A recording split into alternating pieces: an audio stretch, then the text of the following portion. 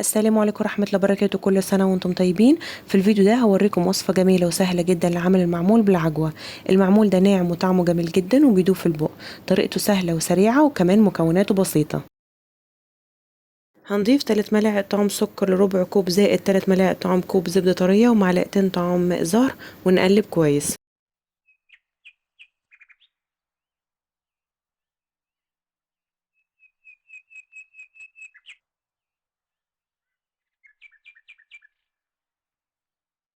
بعد كده هنضيف كوب ونص دقيق منخول ورشة صغيرة من جوز الطيب، وهنضيف جزء من الدقيق الأول ونقلب. بعد كده هنضيف الجزء التاني ونقلب، وبعدين نعجن خفيف جدا بإيدينا لغاية ما تبقى عندنا عجينة ناعمة وطرية بس مش ملزقة بالقوام الواضح في الفيديو.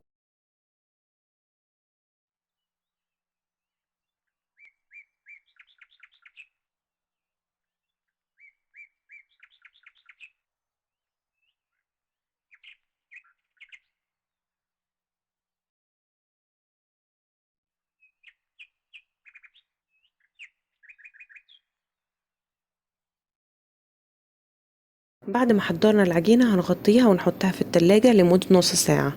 هنحتاج كوب وربع عجوة، هنضيف عليهم معلقتين طعام لوز مفروم، عين جمل مفروم، فستق مفروم، معلقة صغيرة قرفة، معلقتين طعام عسل، معلقتين 3 صغيرين سمسم، ونص معلقة طعام زبدة طرية، ونخلطهم كويس.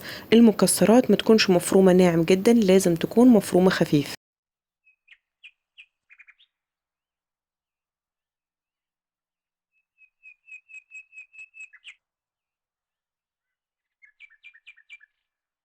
بعد ما طلعنا عجينة المعمول من التلاجة هناخد قطعة متوسطة ونشكلها على شكل كورة، نضغط عليها ونحط في نص العجينة كورة أصغر شوية من العجوة، ونقفل العجينة عليها ونكورها لغاية ما العجوة ما تبقاش باينة.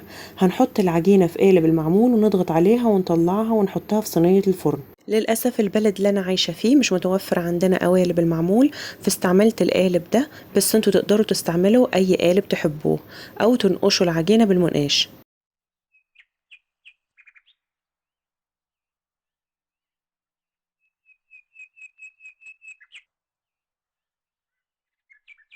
هنكرر نفس الخطوات دي لغاية ما نعمل الكمية كلها.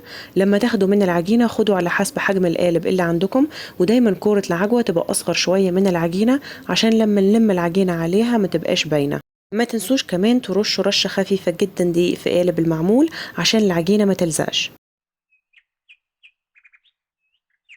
هنخبز المعمول في فرن متسخن على درجة حرارة 180 مئوية لمدة 25 دقيقة أو لغاية ما يبقى لون المعمول بني ذهبي. الوصفة دي هتعمل 25 حبة من الحجم الواضح في الفيديو. هنرش شوية سكر بودرة على المعمول وبكده بقى جاهز. المعمول ده بجد طري وبيدوب أول ما تاكلوه، طعمه لذيذ وخفيف جدا وأحسن من الجاهز، ومستحيل تقدروا تكتفوا بقطعة واحدة بس منه. أتمنى إن الوصفة تكون عجبتكم. لو عجبتكم ما تنسوش تحطوا لايك وتعملوا اشتراك للقناة وتفعلوا الجرس عشان يوصلكم كل جديد. ولو جربتم الوصفة وعجبتكم يا ريت تكتبوا لي آرائكم في التعليقات، ويا ريت كمان تشاركوا الفيديو مع اصحابكم وقرايبكم. والسلام عليكم ورحمة الله وبركاته.